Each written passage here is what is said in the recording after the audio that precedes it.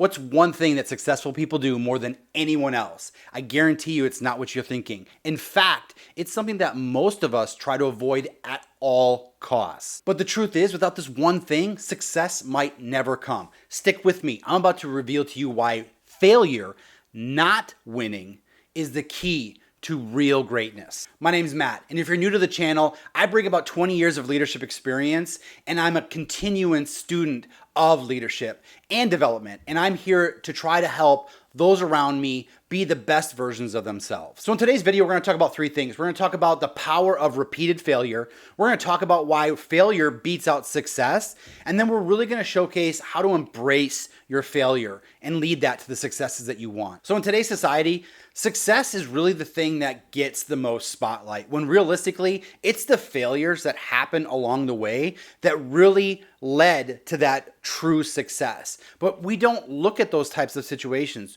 We don't want to see the downfalls. We just want to see the end results. And that is a tough thing to think about because there's so much failure that occurs in true success. Just understand that failure is not your enemy. Failure is the stepping stone into greatness. You have to remember, with failure, you are building resilience and strength and other leadership skills along the way. So the first thing we're going to talk about is the power of repeated failure.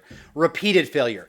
That's a little bit scary when you think about it. I know that a lot of times when you think about failure, the last thing you're thinking about is, I hope I get to do that over and over again. But realistically, this is the thing that brings forth so much learning. It is not the end point. It is the journey along the way that lets you learn so many different things about whatever you're trying to accomplish. Without those failures in your life, those learnings would have never occurred. And if you just saw the successes out of everything that you did, there is a huge possibility that you're not learning valuable lessons that will benefit you in the end. I like to think that when you fail at something, that you're not just quitting. I hope that's the case. In fact, again, when you think about failure, you're talking about resilience, right? You have to be able to break through the barriers that are put forth when failure occurs. It's not to say you shouldn't be down. If you fail at something, it's normal human reaction to just be a little bit upset. It's fine. Don't worry about that.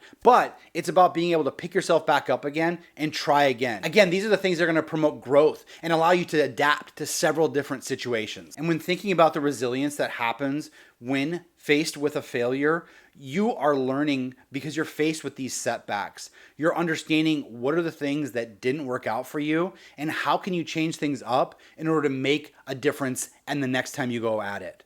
I remember early on in my career, it's probably the last thing I really wanted to hear. I didn't want to think about failing at anything. I just wanted to succeed. I saw people around me succeeding at a lot of the things that they were doing, and I loved the excitement that that brought with them. I didn't see the behind the scenes though. And so it was hard for me when I started to fail more in my career. And I can remember a previous job that I had, and this was with one of the bigger chain electronic retailers. I was actually moving stores. I moved from one of the southern states back up north, and I was a very successful leader in this store. And moving to this next store, I brought a lot of confidence with me. In fact, I knew the things that worked well for me at my previous store, and I was just going to implement them in my new store and find success. But what I was met with was with a lot of resistance from the new employees. They didn't know who I was. They didn't know the things that brought me success at my previous store. And so I negated to build strong relationships that would have netted me the things that I was able to achieve at my previous store. Things that I was able to achieve based on the relationships that I'd already built along the way.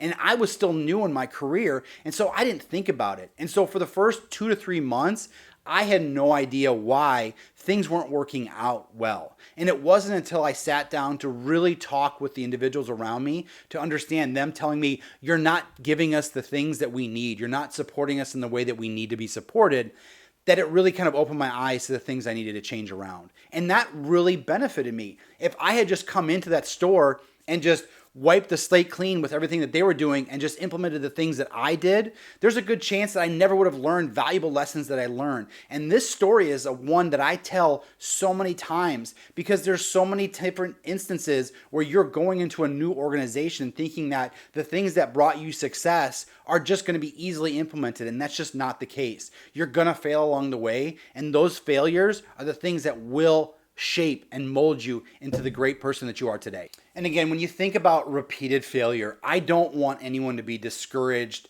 to the point where you just stop. Think about what you're wanting to accomplish and understand that there are going to be pitfalls along the way that you have to be able to face. And with every pitfall that you face, you are getting stronger and stronger and stronger. It's the same thing as like lifting weights, right? When you lift weights, you're getting stronger. But what most people don't realize is that what's happening is you are breaking muscle tissue in your arm as you're lifting that heals, and when it heals stronger. So you're literally pushing yourself to failure. And a lot of weightlifters will tell you that. I'm going to push myself to failure. They can't lift anymore. And by doing so, the next time they might be able to lift a little bit more. And the next time they might be able to lift a little bit more. And that is the repeated failure that you need in order to build those strong tensions and make your success known. And think about Thomas Edison. I think it took him like 10,000 tries in order to make the light bulb. And that's the thing with Thomas Edison. There's quotes out there that talk about how it's not the fact that he learned how to create the light bulb. He learned 9,999 other ways that you don't create a light bulb. And that is the thing that drove him to the success that he needed. Without those learnings, without that path, he would not have learned the things that allowed him to accomplish the things that he wanted to. So the second point, why does failure beat success? This one might be a little bit eye-opening for people, and that's fine. I don't want people just to think that success isn't important. Success is important, but success can sometimes breed complacency. When you are always winning at things, there's a good chance that you're not learning the lessons that failure can teach you. And in fact, there's been a lot of instances in my career where I've talked to people about, hey, tell me about a time where you have succeeded. And they've talked about great things, and that's awesome. But what a lot of times that people skip over is like, tell me about something that you failed at. I don't hear this enough in interviews. And it's an interview question that I ask quite often. How do I know what's going to happen to you when you fail? And that's the thing, is that it will be inevitable that you will fail, especially when you're talking about like new jobs.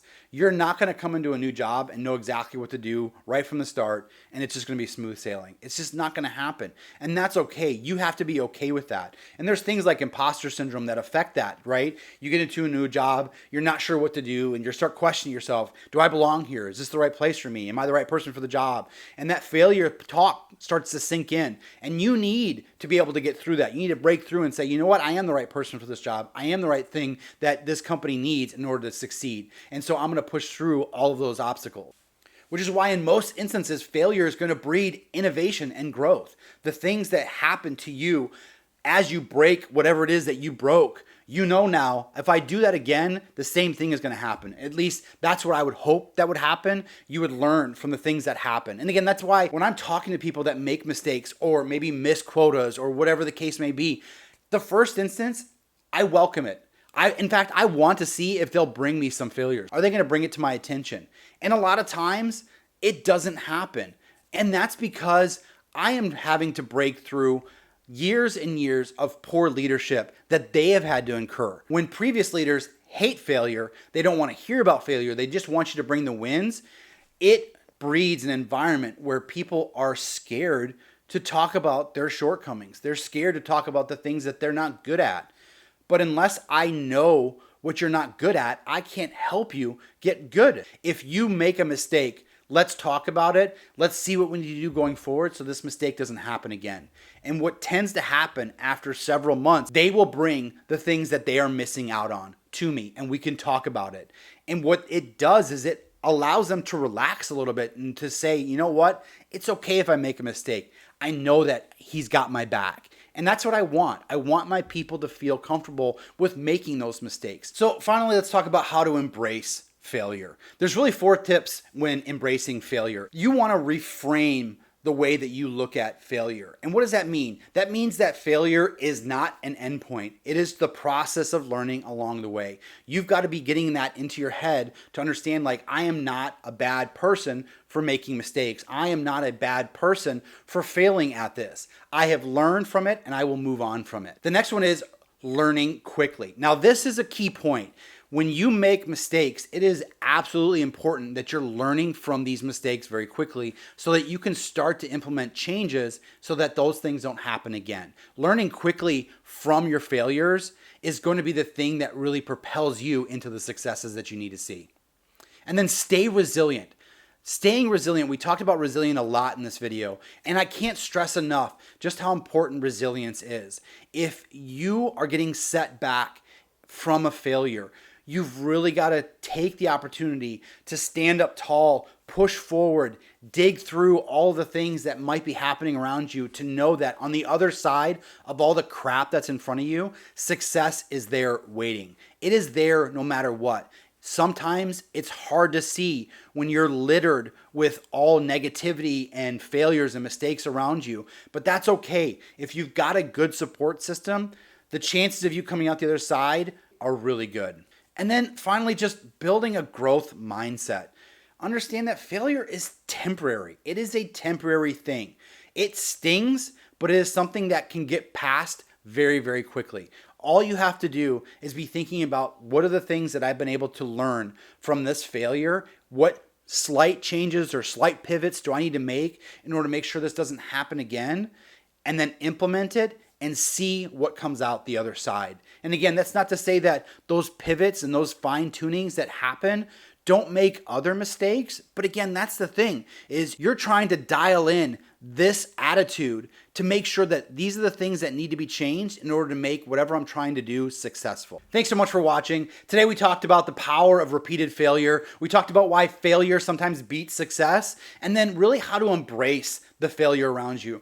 If you have these situations that come through and you remember the things that we talked about today, there is a good chance on the other side of things you will find the success that you're waiting for. And if there's things that you need help with, make sure you're finding the support system around you that can help you along the way. There is nothing wrong with needing help to get through a failure.